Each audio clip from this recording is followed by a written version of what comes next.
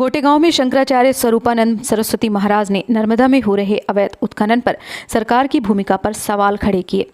पर्यावरण के लिए उन्होंने अवैध खनन को घातक बताया तो उत्खनन से अवैध खनन करने वालों की संपत्ति का लेखा जोखा रखने की बात की और इनकम टैक्स की भूमिका पर भी प्रश्न किया।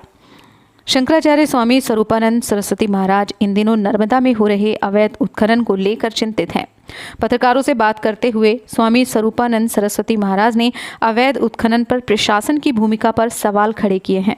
यही नहीं, उनका कहना है कि अवैध खननकर्ताओं पर इनकम टैक्स को भी नज़र रखनी चाहिए और इनका लेखा जोखा लेना चाहिए। कहीं गड़बड़ी मिलती है तो इन पर कार्रवाई भी होनी चाहिए। नर्मदा में हो रहे अवैध खनन पर रोक लगे, इसके लिए उन्होंने शासन से मांग भी की है। उनका कहना है कि पर्यावरण की दृष्टि से भी नर्मदा में अवैध खनन घातक सिद्ध हो सकता है। कहाँ जा रही हो? कहाँ से पानी लाने जा रहे हैं? हमारी कुआं नहीं है, हम नर्मदा से पानी ला रहे हैं। नर्मदा से पानी कैसे ला रही हो? बोले नर्मदा की रेत में हम कुआं बनाती हैं, उसका पानी ला के पीते हैं। तो रेत पानी छानती है, आप वगैरह ले लेंगे तो छानेगी कैसे?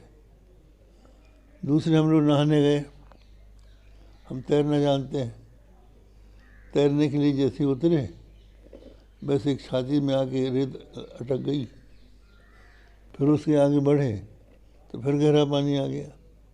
तो कहीं गहरा कहीं, क्योंकि रेत का भी उत्खनन कर दिया गया पानी भीतर से, तो गड्ढे गड्ढे हो गए हैं।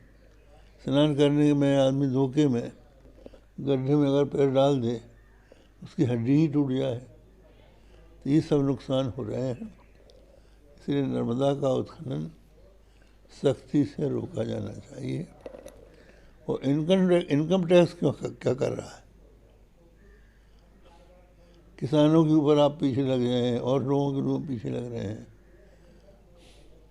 लेकिन जो लोग रेत का उत्खनन करके पैसा पैदा किए हैं उनसे आप क्यों नहीं पूछते हैं, क्यों नहीं रेट करते हैं कि तुम्हारे पास ये आमदनी कहाँ से आई?